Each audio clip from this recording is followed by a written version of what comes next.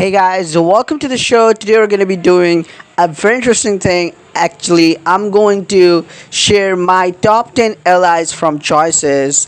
This is basically the idea one of you gave me in the Telegram group. So, and I found it really interesting. So, this is just what I think. What is my favorite 10 allies and choices from all the books that are available up until now?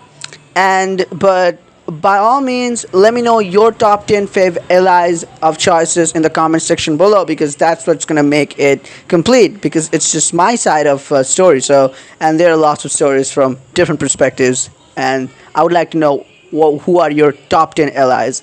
One thing to tell you is that I didn't divide it in male and female, because I have just written down top 10 allies who I have liked throughout the books, and male and female combined. And I'm going to talk about those now. Thank you. Number 10, Aster from The Elementalist. Well, I liked Aster's character from the very first moment for very different reasons, for various reasons. Because Aster, first of all, is a different ally, because before we played Blades of Light and Shadow, we only romanced all humans before that. But Aster was a wood nymph, if I remember correctly. And the chemistry that should have been there between our MC, who is a human, and Aster, who is a wood nymph, who is not a human, different races, and how the chemistry went on, it was super awesome. The book was kind of dark with magic, specifically the first book with blood magic, with the secrets. But Aster, whenever we would see Aster, our mood would just light up, and we'll be so happy to seeing Aster. Aster was a fresh breath, I really liked Aster. In simple, really cute, and understanding, cheerful, happy, innocent. That little girl, like she's always been our. And to have someone like that to lift up our moods, and specifically in a book like The Elementalist, specifically the first book where things are really intense. So Aster always gave us the hope. We were down because of the things going on. We were really sad. Blood magic. We were discovering dark truths. But whenever we met Aster, Aster was down too for various reasons. And Aster described us as a sunlight. Whenever we met her, we sort of lit up her world. All the time we did that, and that was true for our main character too. It was a vice versa relationship, and that's why I liked Aster, and I really enjoyed all the scenes with Aster. And I really like this type of allies, and choices have done this with lots of female allies and also male allies, and this is just sweetheart. I really like Aster, and that's why Aster is my hashtag number 10 ally. My next ally, number 9, is Edward from Distant Shores. Now, Distant Shores has been my one of the favorite books. I have been very vocal about this book because I really liked this book. And Edward, I felt like, was a character as an ally. I have never seen a character like Edward in a book like that. Because at first, when we met Edward, we knew Edward was the main love interest there, sort of, though it was pretty well divided. But Edward was quite gentle, quite caring, and he cared for MC from the very first. And the way he was gentle, but we knew that Edward is like, he has a layer outside, and if we can peel that off, there is an inside, and it's not like really hard like Ethan or anyone, but still, there's something that is covering Edward's inside that is more valuable, that is more interesting. And our journey was protecting the golden compass, finding it, but also to go deeper inside Edward. And at various moments when Edward was captured, the way we see him, we treat him, and we care for Edward throughout the hard times, and the way the relationship, the bonding between main character and Edward was building throughout the chapters, I really liked it. I still think it was rushed. We didn't get to see a lot of things about Edward, but Edward, hands down, is one of my favorite allies. That's why my number 9 ally is Edward from Distant Shores. Number 8, Charlie from Distant Shores. Again, Distant Shores is one of my favorite books, and that's why my number 8 ally, consecutive allies from distant shores. Charlie, I have seen a lot of allies, but just Charlie is at number 8 just because of the quality of distant shores book, because it has the quantity first and the way things were rushed. But otherwise, like I said, Edward has had the full potential. Charlie also, the way Charlie also takes care of us, he addresses us she addresses us as love, and the way she helps us, she's always by her side, and she's more friendly, way more. We don't need to break any barrier, we don't need to do anything to get to her, we can easily go to her. But she has her own fight, how she lets us fight for her, the way she waits for us, the way she loves her. I mean, I liked everything about Charlie, and the way her character was designed, artwork surrounding her dialogues, her character. I mean, I don't know where to start to describe the my love for Charlie, because absolutely awesome book, but more awesome was Charlie, because the way she was designed. Charlotte Smith, I think, was her full name, and I had fallen in love with Charlie's character from the very first chapter.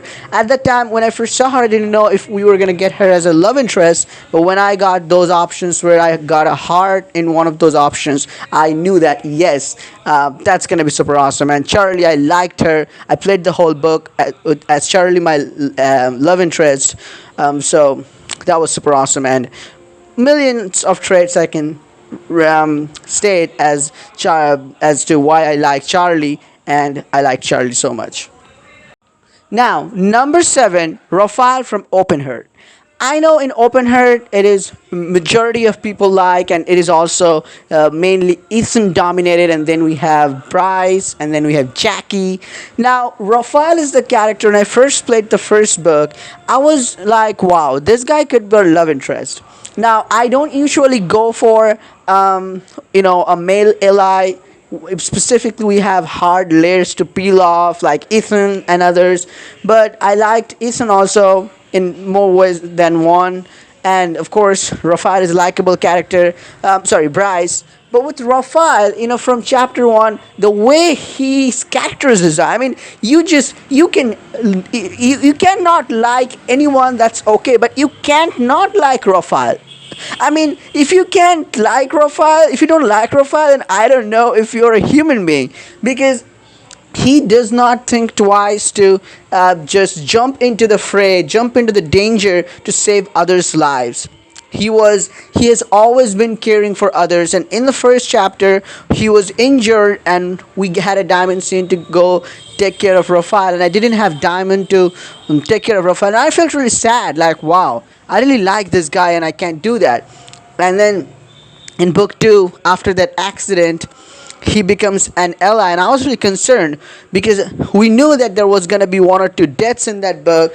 And when Raphael was that injured and he was almost gone, and I was like, this is really sad, I don't want Raphael to go. And then we got Raphael as a love interest. I mean, I don't know, I don't speak for a love interest that much, but a guy who is so caring, soft, passionate, I don't know, I'm lack for an adjective, but lots of words I can say for him. Just so likable, sweet, charming. He's a heartthrob. I mean, Raphael is just super awesome. In more ways than one, the way he cares for MC, he's not like hothead. He's not like anything. He's just what he is, and he's just super awesome. He doesn't get cocky. He doesn't get angry. He doesn't do anything. He just does what he needs to do, and just that is caring, showing care for everyone. His family life, his relationship with everyone in the hospital, his relationship with MC, his care for everyone. He just has open arms to get everyone under his wings. The way now he is treating, after coming back from that thing, he went through surgeries, therapies and stuff. Now he's a therapist, he's helping lots of people. I'm liking this guy. I like this guy so much. I'm really passionate about Raphael from Open Heart. Number 6, Vera from Nightbound. Now, Nightbound is one of my favorite books again, and I still think Nightbound deserved a sequel. It didn't get that. I'm really sad about that. But Vera, we first meet her at the first chapter, and then she went away. She was gone, and then suddenly she appears at chapter 7 or something. But from the very first moment, Vera was really caring for our main character, and Vera showed care for us, and the way she was passionate about a lot of things. And I think Vera's fight, like her mom was literally a monster, and she was carrying the curse with in her hands, and the pain. So I think I got there was Nick, who was obviously the main love interest, but there was Catherine too. There was this I'm forgetting his name, this werewolf. But I think even Catherine was a love interest, but Vera, I think I got connected with Vera more than anyone else, because with Vera we had those moments. We knew Vera is like really is there beside us at every moment, and genuinely Vera has her own fights. Everybody had their own fights, but I was able to relate to Vera's fights as a main character in that book, and the way Vera and her main character together, when they stand together, they can handle each other's problems together, and that's the thing I liked about this book. It was not about anything but helping each other. Hard fight. There is a shrieking, freaking blood wraith out there, and then having someone like Vera beside you, going through all of your adventures with her, it was worth it. And I really like Vera, and Vera is my number 6 love interest from Nightbound. Number 5, Aina from Foreign Affairs. This is a very recent book. Again, one of my favorite books, and I really liked playing Foreign Affairs. And Aina's character, I really liked it for various reasons. I liked it from very first, for some reason specifically, whenever we get close, the music they would play, it's from the Big Sky Country, and that's one of my favorite books. So I instantly, Aina and our MC for me, they just clicked from book chapter 1, and I was like, wait. I don't want Blaine, I don't want Tatum, I just go for Aina. So, and when we found out Aina betrayed us, we had options. I was like, what? It is too harsh. Don't go that hard on her. I mean, because that made it much more interesting. Because, look, I felt like what Aina did, she had a reason, because we had a diamond scene around that. And then we felt like the redemption path, the redemption arc for Aina, how she didn't mean to cause us any harm. She just felt like we are the son of a president, we are some brat, spoiled, rich guy, and she's just gonna exploit us for who we are, and then she's gonna get the money for her father's treatment. But then she falls in love with us, but she was really angry with what the intruder was doing with our main character too. So all in all, she was regretting everything. But the way we see that, I mean, I liked Aina from the very first moment, but the way at the end moment, the betrayal and all the things, the redemption arc was designed, it made me fall for Aina much more. I really liked that. I wish still that they had made more chapters around that. They had extended the plot with Aina and our love interest, our main character, and the way we had the conversation, the pain, like, wow, you could betray me, and the feeling. They could have made some juicy story around that. I would have liked that with Aina. But it is what it is. Aina is my number 5 love interest. I really like her. Number 4 Li is Adam from America's Most Eligible. And I chose this Adam on your screen, and I really liked him. From the very first moment, again, we see him. I think I still remember there was some light thing, the crew, they were working, and something fell, and we catch it, and Adam would be like, wow, you saved a lot of money, and would be like, wow. So I feel like Adam was still a main love interest, but he wasn't forced anyway. But we get the tips at the way. If you don't even romance Adam becomes your best friend along the way, like Mackenzie, like Derek, like Jen. So I feel like all the characters are awesome, but with Adam, like the way he has been here in past 1 or 2 in the previous season too, when we play the first book, then, and the things that happened to him, he has gone through a lot. And he also quits in the season 2 because of us, just to protect us, because otherwise Ivy would have eliminated us. So Adam basically gives us his spot for our main character. And just not that, but throughout the book, how Adam was designed and how caring he was again for our main character. I still feel like Adam and Rofal, their characters, I don't know how you guys feel about that, but I feel like they have pretty similar character. And America's Most Eligible, they mention Adam as a bad boy. I mean, really? Adam, bad boy? I mean, come on. I mean, but anyway, yeah. I really liked Adam, yeah, for lots of reasons. The in the beach house, in even the moments we share with each other in the beach, talking about game strategy, discussing about past season, talking about our feelings and other stuff. As a friend, as a bro, as or you can talk about as a love interest. In any way you can see Adam. Adam is a versatile character. America's Most Eligible is a great book. These characters mean a much. Even if you don't choose Adam to marry or date in book 3, book 2, he still be there and he would be as our one of the pillars, and I really like Adam. Are you ready for this, guys? My number 3 Li, you guess it, it's none other than, yeah, the music tells it everything. Dakota Winchester.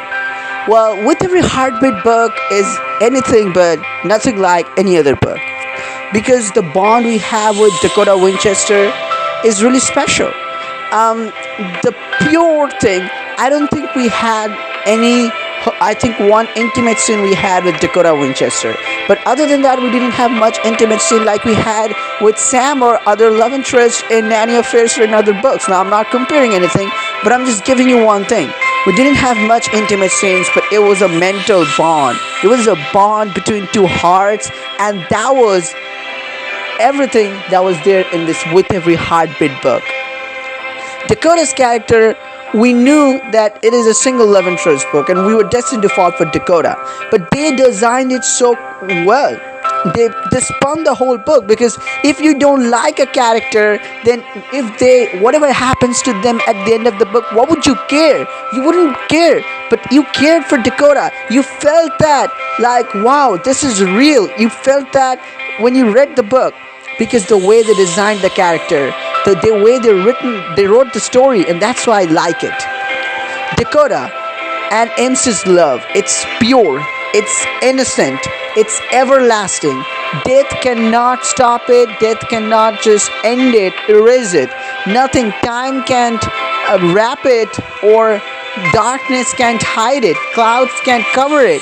It is everlasting. It can overcome a dark night, it can overcome dark clouds, it can overcome the deepness of the sea, it can overcome everything. And Dakota Winchester, how sweet they were.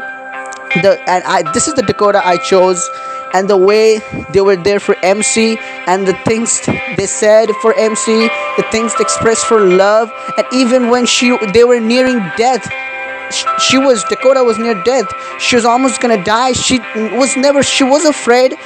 At some point she was angry. She didn't want to meet our MC, but our MC didn't stop there. Our MC crossed all the barrier, knew this is not the time to think about anything else, but this is the time to just stand beside Dakota Winchester. And Dakota, the way she describes love, her love and her bond with our MC, standing at the verge of death, that no other Li, no other person can do. And this is the best book, this is the best Li I can ever have. And Dakota is my number 3 for all the reasons. It's really sad to see whatever happened to her at the end of the book, but Dakota will always be there in our hearts as our allies. So Dakota, my number 3. Well, guys, here it is. My number 2 love interest, Emma from High School Story, the original trilogy. Now, High School Story is the first book that I ever played on Choices, and that was the first time I played Choices, and I was like, wow, this is something interesting happening. And there first I dated Myra, but then from book 2 onward, I started falling for sort of Myra. I think they forced Myra to me, but from book 2, when I got Emma, I never left her throughout the, course of the book. I found Emma again a sweet character. She's scared, but we help her to be more, be more like her, to forget her fear, to be who she is really, stand up for herself, and we encourage her. And I think we complete each other. And we were the new guy, and we met first Emma, and that was a really good thing, I think, in that book.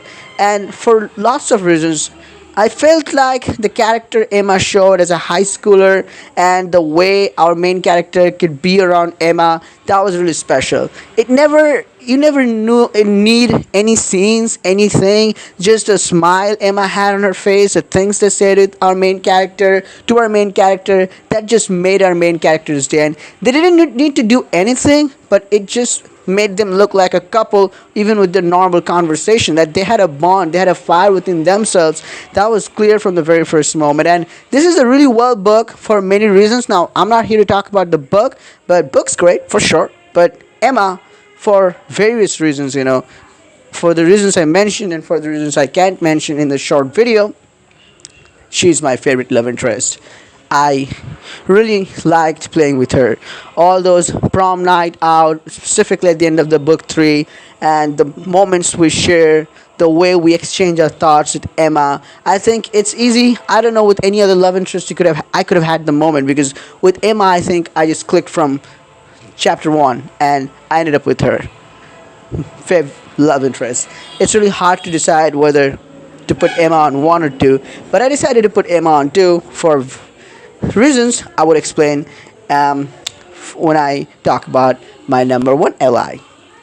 Well, guys, here it is. My number 1 Li. It's none other than Jen from America's Most Eligible.